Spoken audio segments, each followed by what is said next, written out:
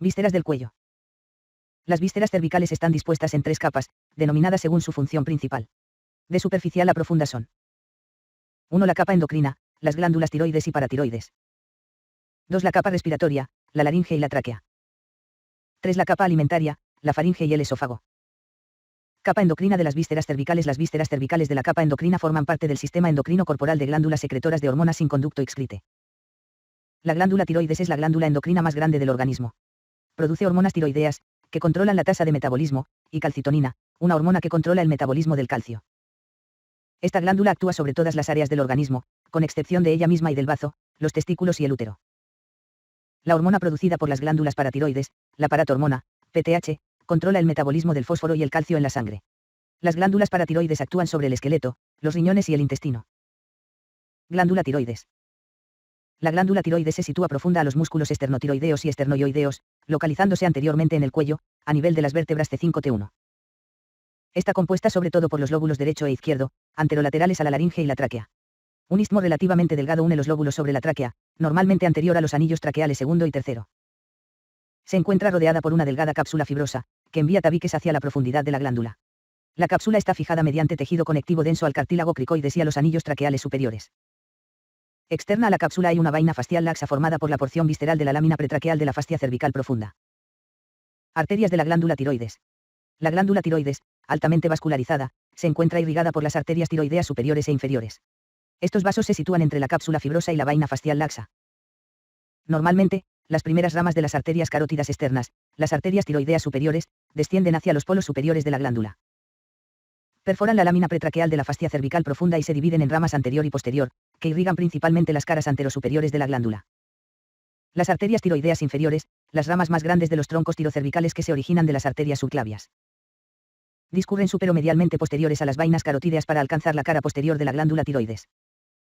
Se dividen en varias ramas que perforan la lámina pretraqueal de la fascia cervical profunda e irrigan la cara posterior-inferior, incluyendo los polos inferiores de la glándula.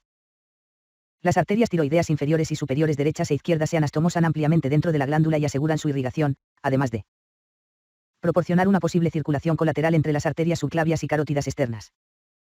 En un 10% de la población, una pequeña arteria tiroidea AIMI impar se origina del tronco brachiocefálico, V.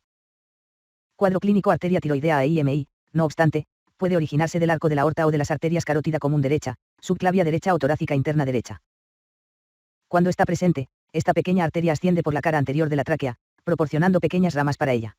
La arteria continúa hasta el istmo de la glándula tiroides, donde se divide y la irriga. Figura 9 a 27. Relaciones de la glándula tiroides. A. Los músculos esternotiroideos se han seccionado para mostrar los lóbulos de la glándula tiroides normal. El istmo se localiza anterior a los anillos traqueales segundo y tercero. B. Las glándulas paratiroides normalmente se encuentran rodeadas por la cápsula fibrosa de la cara posterior de la glándula tiroides. C. Se indican las láminas funcionales de las vísceras cervicales.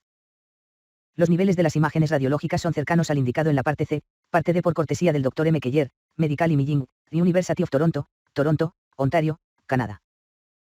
Parte E por cortesía del Dr. W. Kucharczyk, Professor and Neuroradiologist Senior Scientist, Department of Medical Resonance Imaging, University Health Network, Toronto, Ontario, Canadá. Figura 9 a 28. Disección del lado izquierdo de la raíz del cuello. Las vísceras, glándula tiroides, tráquea y esófago, se han reclinado hacia la derecha, y los contenidos de la vaina carotídea izquierda se han reclinado hacia la izquierda. La vena tiroidea media no se ve debido a que se ha seccionado para permitir las citadas maniobras. Se muestran las glándulas paratiroides izquierdas en las caras posteriores del lóbulo izquierdo de la glándula tiroides. El nervio laríngeo recurrente asciende al lado de la tráquea, en el ángulo entre la tráquea y el esófago. El conducto torácico pasa lateralmente, posterior a los contenidos de la vaina carotídea, mientras que el tronco tirocervical discurre medialmente. VYI, vena yugular interna. Venas de la glándula tiroides. Normalmente, 3 pares de venas tiroideas constituyen el plexo venoso tiroideo en la cara anterior de la glándula tiroides y la tráquea. Las venas tiroideas superiores acompañan a las arterias tiroideas superiores y drenan los polos superiores de la glándula tiroides. Las venas tiroideas medias discurren por trayectos esencialmente paralelos al de las arterias tiroideas inferiores sin acompañarlas, y drenan la porción media de los lóbulos. Las venas tiroideas inferiores, normalmente independientes, drenan los polos inferiores. Las venas tiroideas superiores y medias desembocan en las VYI, y las inferiores drenan en las venas brachiocefálicas posteriormente al manubrio. Drenaje linfático de la glándula tiroides. Los vasos linfáticos de la glándula tiroides discurren por el tejido conectivo interlobulillar, normalmente cerca de las arterias, comunican con una red capsalar de vasos linfáticos. Desde aquí, los vasos pasan inicialmente hacia los nódulos linfáticos prelaríngeos, pretraqueales y paratraqueales. Los nódulos prelaríngeos drenan a su vez en los nódulos linfáticos cervicales superiores, y los nódulos pretraqueales y paratraqueales drenan en los nódulos cervicales profundos inferiores. Lateralmente, vasos linfáticos localizados a lo largo de las venas tiroideas superiores pasan directamente a los nódulos linfáticos cervicales profundos inferiores. Algunos vasos linfáticos pueden drenar en los nódulos linfáticos brachiocefálicos o en el conducto torácico. Nervios de la glándula tiroides. Los nervios de la glándula tiroides derivan de los ganglios simpáticos, cervicales superior, medio e inferior. Llegan a la glándula a través de los plexos periarteriales cardíacos y tiroideos superior e inferior que acompañan a las arterias tiroideas. Estas fibras son vasomotoras, no secretomotoras. Causan constricción de los vasos sanguíneos. La secreción endocrina de la glándula tiroides es regulada hormonalmente por la hipófisis. Glándulas paratiroides. Las glándulas paratiroides, pequeñas, aplanadas y ovoides, normalmente se sitúan fuera de la cápsula tiroidea en la mitad medial de la cara posterior de cada lóbulo de la glándula tiroides, dentro de su vaina. Las glándulas paratiroides superiores habitualmente se localizan a poco más de 1 centímetro superiores al punto de entrada de las arterias tiroideas inferiores en la glándula tiroides. Las glándulas paratiroides inferiores suelen encontrarse a poco más de 1 centímetro inferiores al punto de entrada arterial, Skandalakis et al., 1995. La mayor parte de la población tiene 4 glándulas paratiroides. Un 5% tiene más, y algunos solo tienen 2. Las glándulas paratiroides superiores, de posición más constante que las inferiores, se localizan con frecuencia a nivel del borde inferior del cartílago cricoides. Normalmente, las glándulas paratiroides inferiores suelen estar cerca de los polos inferiores de la glándula tiroides, aunque pueden situarse en localizaciones diversas. En el 1% a 5% de la población se encuentra una glándula paratiroides inferior profunda en el mediastino superior, Norton y Wells, 1994. Figura 9 a 29. Glándula tiroides. Se muestra una disección de la cara anterior del cuello. En este espécimen hay una pequeña glándula tiroides accesoria a la derecha, localizada sobre el músculo tiroideo, lateral al cartílago tiroides. La arteria tiroidea superior se distribuye principalmente por la porción anterosuperior de la glándula. Figura 9 a 30. Drenaje linfático de la glándula tiroides, la laringe y la tráquea. Las flechas indican la dirección del flujo de linfa. Vasos de las glándulas paratiroides. Dado que las arterias tiroideas inferiores proporcionan la irrigación principal de la cara posterior de la glándula tiroides donde se localizan las glándulas paratiroides, normalmente las irrigan ramas de estas arterias. Sin embargo, también pueden estar irrigadas por ramas de las arterias tiroideas superiores, la arteria tiroidea AIMI o las arterias laríngeas, traqueales y esofágicas. Las venas paratiroideas drenan en el plexo venoso tiroideo de la glándula tiroides y la tráquea. Los vasos linfáticos de las glándulas paratiroides drenan, con los de la glándula tiroides, en los nódulos linfáticos cervicales profundos y los nódulos linfáticos paratraqueales. Nervios de las glándulas paratiroides. La inervación de las glándulas paratiroides es abundante, deriva de ramos tiroideos de los ganglios simpáticos cervicales. Al igual que los nervios de la glándula tiroides, son vasomotores, pero no secretomotores, ya que estas glándulas se regulan hormonalmente. Figura 9 a 31. Glándulas tiroides y paratiroides. A. La vaina tiroidea se ha disecado desde la cara posterior de la glándula tiroides para mostrar las 3 glándulas paratiroides que engloba. Las 2 glándulas paratiroides del lado derecho están bastante bajas, y la glándula inferior se encuentra por debajo de la glándula tiroides. B. Se muestran los lugares y las frecuencias del tejido glandular paratiroideo aberrante. Capa respiratoria de las vísceras cervicales. Las vísceras de la capa respiratoria, la laringe y la tráquea, participan en las funciones respiratorias corporales. Las principales funciones de las vísceras cervicales respiratorias son dirigir el aire y el alimento hacia la vía respiratoria y el esófago, respectivamente. Proporcionar una vía aérea permeable y un mecanismo que permita sellarla de manera temporal, una válvula. Producir la voz. Figura 9 a 32. RM sagital media de la cabeza y el cuello. Dado que los trayectos del aire y la comida comparten la bucofaringe, debe producirse la separación de la comida y el aire para continuar en la tráquea. Anterior, y el esófago, posterior. Cortesía del Dr. W. Kuharchik, The University Health Network, Toronto, Ontario, Canadá. Laringe. La laringe es el complejo órgano de producción de la voz. La caja de voz se compone de 9 cartílagos conectados por membranas y ligamentos, y contiene los pliegues, cuerdas, vocales. La laringe se encuentra en la parte anterior del cuello, a nivel de los cuerpos de las vértebras T3-T6. Conecta la porción inferior de la faringe. Bucofaringe, con la tráquea. Aunque habitualmente es más conocida por su papel como mecanismo de fonación para la producción de la voz, su función más esencial es proteger las vías respiratorias, especialmente durante la deglución. Cuando actúa como un esfínter o válvula del tracto respiratorio inferior y mantiene así una vía aérea permeable. Esqueleto laríngeo. El esqueleto de la laringe está constituido por 9 cartílagos, 3 son impares, tiroides, cricoides y epiglótico, y los otros 3 pares. Aritenoides, corniculado y cuneiforme. El cartílago tiroides es el mayor de los cartílagos, su borde superior se sitúa frente a la vértebra C4. Los 2 tercios inferiores de sus 2 láminas, con forma de escudo, están fusionados anteriormente en el plano medio y forman la prominencia laríngea. Esta prominencia, nuez de Adán, se encuentra claramente marcada en los hombres, pero en las mujeres es raramente visible. Por encima de esta prominencia, las láminas divergen para formar una incisura tiroidea superior en forma de V. La incisura tiroidea inferior, menos profunda, es una ligera hendidura en el centro del borde inferior del cartílago. El borde posterior de cada lámina se proyecta superiormente como el cuerno superior e inferiormente como el cuerno inferior. El borde superior y los cuernos superiores se unen al hioides mediante la membrana tiroidea. La porción media, gruesa, de esta membrana constituye el ligamento tiroideo medio, sus porciones laterales forman los ligamentos tiroideos laterales. Los cuernos inferiores se articulan con las caras laterales del cartílago cricoides mediante las articulaciones cricotiroideas. Los movimientos principales en estas articulaciones son la rotación y el deslizamiento del cartílago tiroides, que provocan cambios en la longitud de los pliegues vocales. El cartílago cricoides tiene una forma parecida a un anillo de sello con su aro orientado anteriormente. Esta abertura anular del cartílago tiene el diámetro de un dedo de tamaño medio. La porción posterior, sello, del cartílago cricoides es la lámina, y la porción anterior, aro, es el arco. Aunque es mucho más pequeño que el cartílago tiroides, el cartílago cricoides es más grueso y más fuerte, y es el único anillo completo de cartílago que rodea una parte de la vía aérea. Se une al borde inferior del cartílago tiroides mediante el ligamento cricotiroideo medio y al primer anillo traqueal mediante el ligamento cricotraqueal.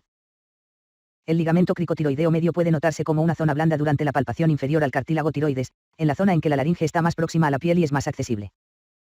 Los dos cartílagos aritenoides son cartílagos piramidales con tres caras que se articulan con las porciones laterales del borde superior de la lámina del cartílago cricoides. Cada cartílago tiene superiormente un vértice, un proceso vocal anteriormente y un gran proceso muscular que se proyecta lateralmente desde su base. El vértice soporta al cartílago corniculado y se une al pliegue ariteno-epiglótico. El proceso vocal proporciona la inserción posterior para el ligamento vocal, y el muscular actúa como palanca en la cual se insertan los músculos cricoaritenoideos posterior y lateral. Las articulaciones cricoaritenoideas, localizadas entre las bases de los cartílagos aritenoides y las caras superolaterales de la lámina del cartílago cricoides, permiten el deslizamiento de los cartílagos aritenoides. Alejándose o aproximándose entre sí, la basculación anterior y posterior, y la rotación. Estos movimientos son importantes en la aproximación, la tensión y la relajación de los pliegues vocales.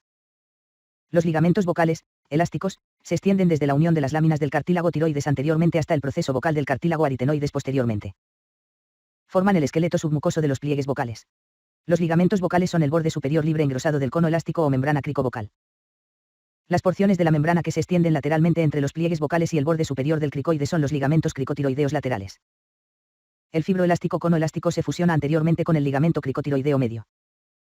El cono elástico y la mucosa que lo recubre cierran la entrada a la tráquea, excepto por la hendidura glótica central, abertura entre los pliegues vocales.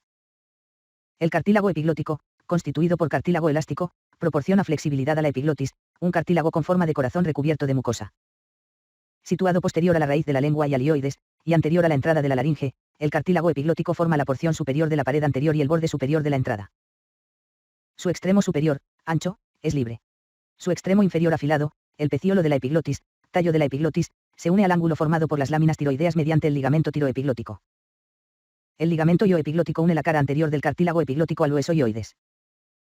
La membrana cuadrangular es una delgada lámina submucosa de tejido conectivo que se extiende entre las caras laterales de los cartílagos aritenoides y epiglótico. Su borde inferior libre constituye el ligamento vestibular, que está cubierto laxamente por mucosa para formar el pliegue vestibular. Este pliegue se sitúa superior al pliegue vocal y se extiende desde el cartílago tiroides hasta el cartílago aritenoides. El borde superior libre de la membrana cuadrangular forma el ligamento ariteno-epiglótico, que se recubre de mucosa para formar el pliegue ariteno-epiglótico. Los cartílagos corniculados y cuneiformes aparecen como pequeños nodulillos en la porción posterior de los pliegues ariteno-epiglóticos. Los cartílagos corniculados se unen a los vértices de los cartílagos aritenoides, los cartílagos cuneiformes no se unen directamente a los otros cartílagos. La membrana cuadrangular y el cono elástico son las porciones superior e inferior de la membrana fibroelástica submucosa de la laringe. Interior de la laringe.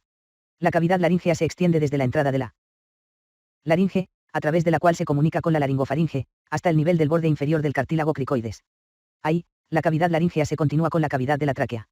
La cavidad de la laringe incluye. Figura 9 a 33. Esqueleto de la laringe. A. El hioides no es parte de la laringe, aunque está conectado firmemente a ella. La laringe se extiende verticalmente desde la punta de la epiglotis, que tiene forma de corazón, hasta el borde inferior del cartílago cricoides. B. El cartílago tiroides protege los cartílagos más pequeños de la laringe, y el hioides protege la porción superior del cartílago epiglótico. C. Se muestran tres vistas de un cartílago aritenoides aislado. 1. Cartílago corniculado. 2. Vértice del cartílago aritenoides. 3. Cara anterolateral. 4. Proceso vocal. se proyecta anteriormente, proporciona inserción al ligamento vocal. 5. Proceso muscular, se proyecta lateralmente. Para la inserción de los músculos cricoaritenoideos posterior y lateral. 6. Fosita oblonga, para la inserción del músculo tiroaritenoideo. 7. Base. 8. Cara medial. 9. Cara articular. 10. Cara posterior. D. Se muestran el cartílago tiroides y el músculo cricotiroideo. El músculo mueve la articulación cricotiroidea. El cartílago epiglótico está agujereado por las glándulas mucosas y su pecíolo. Tallo, está unido, por el ligamento tiroepiglótico, al ángulo del cartílago tiroides por encima de los ligamentos vocales. El ligamento vocal, que forma el esqueleto del pliegue vocal, se extiende desde el proceso vocal del cartílago aritenoides hasta el ángulo del cartílago tiroides, y allí se une a su pareja por debajo del ligamento tiroepiglótico. Figura 9 a 34. Epiglotis y ligamento ioepiglótico. La epiglotis es una lámina de fibrocartílago elástico en forma de hoja, que está cubierta con mucosa, rosa, y está insertada anteriormente al ioides mediante el ligamento ioepiglótico, gris. La epiglotis actúa como una válvula derivadora sobre la abertura superior de la laringe durante la deglución. El vestíbulo laríngeo, entre la entrada de la laringe y los pliegues vestibialas. La porción media de la cavidad laríngea, la cavidad central, vía aérea, entre los pliegues vestibialas y vocales. Los ventrículos laringeos, recesos que se extienden lateralmente desde la porción media de la cavidad laríngea, entre los pliegues vestibular y vocal. El sáculo laríngeo es un saco ciego que desemboca en cada ventrículo y que está tapizado con glándulas mucosas. La cavidad infraglótica, la cavidad inferior de la laringe entre los pliegues vocales y el borde inferior del cartílago cricoides, donde se continúa con la luz de la tráquea. Los pliegues vocales regulan la producción de sonido. El vértice de cada pliegue, con forma de cuña, se proyecta medialmente hacia la cavidad laríngea. Cada pliegue vocal contiene un ligamento vocal, formado por tejido elástico engrosado que es el borde medial libre del cono elástico. Un músculo vocal, formado por fibras musculares excepcionalmente delgadas, justo laterales a los ligamentos vocales y que terminan a intervalos relacionados con la longitud de los ligamentos vocales. Los pliegues vocales son los pliegues afilados de mucosa que rodean e incluyen los ligamentos vocales y los músculos tiroaritenoideos. Son la fuente de los sonidos. Tonos, procedentes de la laringe. Estos pliegues producen vibraciones audibles cuando sus bordes libres se acercan mucho, pero sin juntarse, durante la fonación y el aire es expirado de forma intermitente y forzada. Los pliegues vocales también actúan como esfínter inspiratorio principal de la laringe cuando están fuertemente cerrados. La aducción completa de los pliegues forma un esfínter eficaz que impide la entrada de aire. Figura 9 a 35. Interior de la laringe. La pared posterior de la laringe está hendida en el plano medio, y las dos caras se han separado y se mantienen así utilizando una aguja quirúrgica. En el lado izquierdo, la mucosa está intacta. En el lado derecho, las capas mucosa y submucosa se han despegado, y su esqueleto que consta de cartílagos, ligamentos y membrana fibroelástica no está revestido. Figura 9 a 36. Pliegues y compartimentos de la laringe. A. Esta sección coronal muestra los compartimentos de la laringe, el vestíbulo, el compartimento medio con los ventrículos izquierdo y derecho, y la cavidad infraglótica. B. Esta RM muestra las valléculas epiglóticas de la bucofaringe, los recesos piriformes de la laringofaringe y los pliegues vestibialas y vocales de la laringe. C. La hendidura glótica, el espacio entre los pliegues vocales, es visible a través de la entrada de la laringe y el vestíbulo. La entrada de la laringe está limitada, 1. Anteriormente por el borde curvado libre de la epiglotis, 2. Posteriormente por los cartílagos aritenoides, los cartílagos corniculados que los tapan y los pliegues interaritenoideos que los unen. Y 3. En cada lado por el pliegue aritenoepiglótico que contiene el extremo superior del cartílago cuneiforme. D y E. Los planos de estos estudios transversales, orientados en la misma dirección que la parte C, pasan por encima de y por debajo de la hendidura glótica. Las imágenes de RM son cortesía del Dr. W. Kuharchik, University Health Network, Toronto, Ontario, Canadá. Figura 9 a 37. Variaciones en la forma de la hendidura glótica. A. La forma de la hendidura glótica, la apertura entre los pliegues vocales, varía en función de la posición de estos pliegues. Durante la respiración normal, los músculos laríngeos se relajan y la hendidura glótica asume una posición estrecha en forma de rendija. B. Durante una inspiración profunda, los ligamentos vocales se abducen al contraerse los músculos cricoaritenoideos posteriores, abriendo la hendidura glótica ampliamente en forma de cometa invertida. C. Durante la fonación, los músculos aritenoideos aducen los cartílagos aritenoides al mismo tiempo que los músculos cricoaritenoideos laterales aducen moderadamente. El aire forzado entre los ligamentos vocales aducidos produce el tono. Una contracción más fuerte de los mismos músculos sella la hendidura glótica. Maniobra de Valsalva. D. Durante el susurro, los ligamentos vocales son aducidos fuertemente por los músculos cricoaritenoideos laterales. Pero los músculos aritenoideos relajados permiten el paso de aire entre los cartílagos aritenoideos, porción intercartilaginosa de la hendidura glótica, que dan lugar a un ablaito unal. No se produce tono. La glotis, el aparato vocal de la laringe, comprende los pliegues y procesos vocales, junto con la hendidura glótica, la abertura entre los pliegues vocales. La forma de la hendidura glótica varía según la posición de estos pliegues. Durante la respiración normal, esta hendidura es estrecha y cuneiforme, durante la respiración forzada, es ancha y de forma trapezoidal. Tiene forma de hendidura cuando los pliegues vocales se aproximan estrechamente durante la fonación. La variación en la tensión y longitud de estos pliegues, en la anchura de la hendidura glótica y en la intensidad del esfuerzo expiratorio, produce cambios en el tono de voz. La escala de tonos más baja de la voz masculina pospuberal se debe a la mayor longitud de los pliegues vocales. Los pliegues vestibialars, que se extienden entre los cartílagos tiroides y aritenoides, participan poco o nada en la fonación, su función es de protección.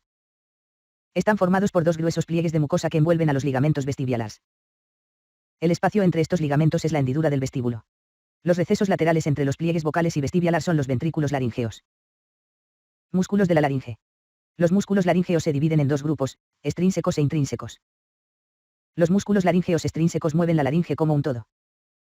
Los músculos infraoideos son depresores del hioides y la laringe, mientras que los músculos supraoideos, y el estilofaríngeo, un músculo faríngeo descrito más adelante en este capítulo, son elevadores del hioides y la laringe. Los músculos laríngeos intrínsecos mueven los componentes de la laringe, modificando la longitud y la tensión de los pliegues vocales, así como el tamaño y la forma de la hendidura glótica. Todos los músculos intrínsecos de la laringe -1 están inervados por el nervio laríngeo recurrente, un ramo del NCX. El músculo cricotiroideo está inervado por el ramo externo del nervio laríngeo superior, uno de los dos ramos terminales de este nervio. Las acciones de los músculos laríngeos intrínsecos son más fáciles de entender cuando se consideran como grupos funcionales, aductores y abductores, esfínteres, y tensas y relajadores.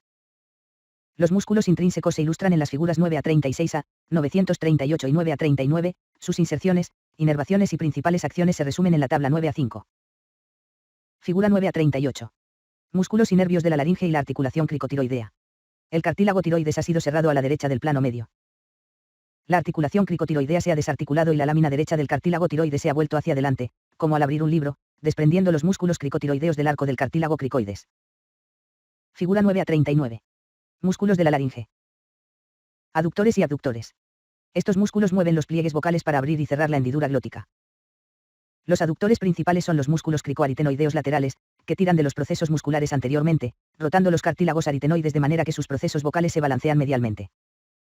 Cuando esta acción se combina con la de los músculos aritenoideos transversos y oblicuos, que juntan los cartílagos aritenoides, el aire empujado a través de la hendidura glótica produce vibraciones de los ligamentos vocales, fonación. Cuando los ligamentos vocales se encuentran aducidos pero los músculos aritenoides no actúan, los cartílagos aritenoides permanecen separados y el aire puede evitar los ligamentos. Esta es la posición al susurrar, cuando la respiración se convierte en voz en ausencia de tono. Los únicos abductores son los músculos cricoaritenoideos posteriores, que tiran de los procesos musculares posteriormente, rotando los procesos vocales lateralmente y, por tanto, ensanchando la hendidura glótica. Esfínteres. Las acciones combinadas de la mayoría de los músculos de la entrada de la laringe se traducen en una acción de esfínter que cierra la entrada laríngea como un mecanismo de protección durante la deglución. La contracción de los músculos cricoaritenoideos laterales, aritenoideos transversos y oblicuos, y aritenoepiglóticos junta los pliegues aritenoepiglóticos y tira de los cartílagos aritenoides hacia la epiglotis. Esta acción ocurre de forma refleja en respuesta a la presencia de líquido o partículas acercándose o dentro del vestíbulo laríngeo. Es quizá nuestro reflejo más fuerte, que solo disminuye tras la pérdida de la consciencia, como al ahogarse. Tensas. Los principales tensas son los músculos cricotiroideos, que inclinan o tiran de la prominencia o el ángulo del cartílago tiroides anterior e inferiormente hacia el arco del cartílago cricoides. Esto aumenta la distancia entre la prominencia tiroidea y los cartílagos aritenoides. Dado que los extremos anteriores de los ligamentos vocales se insertan en la cara posterior de la prominencia, los ligamentos vocales se alargan y retraen, elevando el tono de la voz. Relajadores. Los músculos principales de este grupo son los músculos tiroaritenoideos, que tiran de los cartílagos aritenoides anteriormente, hacia el ángulo, prominencia, tiroideo, relajando de esta forma los ligamentos vocales para disminuir el tono de la voz. Los músculos vocales se localizan mediales a los músculos tiroaritenoideos y laterales a los ligamentos vocales dentro de los pliegues vocales. Los músculos vocales producen ajustes mínimos de los ligamentos vocales, tensando y relajando de forma selectiva las porciones anterior y posterior, respectivamente, de los pliegues vocales durante un discurso animado y al cantar. Figura 9 a 40. Vasos, nervios y nódulos linfáticos de la laringe. Las arterias tiroideas superior e inferior dan lugar a las arterias laríngeas superior e inferior, respectivamente, se anastomosan unas con otras. Los nervios laríngeos derivan del vago, NCX, a través de los ramos internos y externos del nervio laríngeo superior y del nervio laríngeo inferior procedente del nervio laríngeo recurrente. El nervio laríngeo recurrente izquierdo pasa por debajo del arco de la aorta. Arterias de la laringe. Las arterias laríngeas, ramas de las arterias tiroideas superior e inferior, irrigan la laringe. La arteria laríngea superior acompaña al ramo interno del nervio laríngeo superior a través de la membrana tiroidea y se ramifica para irrigar la cara interna de la laringe. La arteria cricotiroidea, Una pequeña rama de la arteria tiroidea superior, irriga el músculo cricotiroideo. La arteria laríngea inferior, una rama de la arteria tiroidea inferior, acompaña al nervio laríngeo inferior. Porción terminal del nervio laríngeo recurrente, e irriga la mucosa y los músculos de la porción inferior de la laringe. Venas de la laringe. Las venas laríngeas acompañan a las arterias laríngeas. Generalmente, la vena laríngea superior se une a la vena tiroidea superior y a través de ella drena en la VY. La vena laríngea inferior se une a la vena tiroidea inferior o al plexo venoso de la cara anterior de la tráquea, que drena en la vena brachiocefálica izquierda. Linfáticos de la laringe. Los vasos linfáticos de la laringe superiores a los pliegues vocales acompañan a la arteria laríngea superior a través de la membrana tiroidea y drenan en los nódulos linfáticos cervicales profundos superiores. Los vasos linfáticos inferiores a los pliegues vocales drenan en los nódulos linfáticos pretraqueales o paratraqueales, que drenan en los nódulos linfáticos cervicales profundos inferiores. Nervios de la laringe. Los nervios de la laringe son los ramos laríngeo superior e inferior del nervio vago, NCX.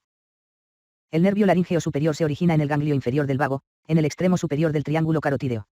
El nervio se divide en dos ramos terminales en el interior de la vaina carotídea, el ramo interno, sensitivo y autónomo, y el ramo externo, motor. Figura 9 a 41. Ramos laríngeos del nervio vago, NCX, derecho. Los nervios de la laringe son los ramos interno y externo del nervio laríngeo superior y el nervio laríngeo inferior procedente del nervio laríngeo recurrente. El nervio laríngeo recurrente derecho pasa por debajo de la arteria subclavia derecha. El ramo interno, nervio laríngeo interno, el mayor de los ramos terminales del nervio laríngeo superior, atraviesa la membrana tiroidea junto con la arteria laríngea superior, aportando fibras sensitivas a la mucosa laríngea del vestíbulo laríngeo y de la porción media de la cavidad laríngea, incluida la cara superior de los pliegues vocales. El ramo externo, nervio laríngeo externo, el más pequeño de los ramos terminales del nervio laríngeo superior, desciende posterior al músculo esternotiroideo acompañado de la arteria tiroidea superior. Al principio, el ramo externo se sitúa sobre el constrictor inferior de la faringe, después atraviesa el músculo, contribuyendo a su inervación, junto con el plexo faríngeo. Y a continuación a la del músculo cricotiroideo. El nervio laríngeo inferior, la continuación del nervio laríngeo recurrente, un ramo del nervio vago. Entra en la laringe pasando profundo al borde inferior del constrictor inferior de la faringe y medial a la lámina del cartílago tiroides. Se divide en ramos anterior y posterior, que acompañan a la arteria laríngea inferior hacia el interior de la laringe. El ramo anterior inerva los músculos cricotiroideo lateral, tiroaritenoideo, vocal, aritenoepiglótico y tiroepiglótico. El ramo posterior inerva los músculos cricoaritenoideo posterior y los músculos aritenoideos transverso y oblicuo. Dado que inerva todos los músculos intrínsecos excepto el cricotiroideo, el nervio laríngeo inferior es el nervio motor principal de la laringe. Sin embargo, también aporta fibras sensitivas a la mucosa de la cavidad infraglótica. Tráquea. La tráquea se extiende desde la laringe hacia el tórax y termina inferiormente al dividirse en los bronquios principales derecho e izquierdo. Transporta el aire hacia y desde los pulmones, y su epitelio propulsa el moco cargado de desechos hacia la faringe para su expulsión por la boca. La tráquea es un tubo fibrocartilaginoso, sostenido por cartílagos traqueales incompletos, anillos, que ocupan una posición media en el cuello. Los cartílagos traqueales mantienen la tráquea permeable, son incompletos posteriormente, donde la tráquea contacta con el esófago. Las aberturas posteriores de los anillos traqueales están cubiertas por el músculo traqueal involuntario, un músculo liso que conecta los extremos de los anillos. Por ello, la pared posterior de la tráquea es plana. En los adultos, la tráquea tiene 2,5 centímetros de diámetro, aproximadamente, mientras que en los lactantes tiene el diámetro de un lápiz. La tráquea se extiende desde el extremo inferior de la laringe, a nivel de la vértebra C6, y termina a la altura del ángulo del esternón o el disco intervertebral T4-T5, donde se divide en los bronquios principales derecho e izquierdo. Laterales a la tráquea se encuentran las arterias carótidas comunes y los lóbulos de la glándula tiroides. Inferiores al istmo de la glándula tiroides están el arco venoso yugular y las venas tiroideas inferiores. El tronco brachiocefálico se relaciona con el lado derecho de la tráquea en la raíz del cuello. A menudo, la desviación de la tráquea de la línea media, apreciable superficialmente o radiológicamente, señala la presencia de un proceso patológico. Un traumatismo en la tráquea normalmente afecta al esófago, debido a su estrecho contacto. Figura 9 a 42. Secciones sagitales medias de la cabeza y el cuello. A. La faringe se extiende desde la base del cráneo hasta el nivel del cartílago cricoides, cuerpo de la vértebra C6 o disco intervertebral C6-C7, como se muestra aquí, donde se continúa con el esófago. B. Esta sección sagital no muestra la continuidad del tracto respiratorio superior porque el paladar blando está elevado, cerrando la nasofaringe. Y el plano de sección pasa a través de los pliegues vestibialars y vocales al lado de la hendidura glótica. Parte B por cortesía del Dr. W. Kuja Archik, The University Health Network, Toronto, Ontario, Canadá.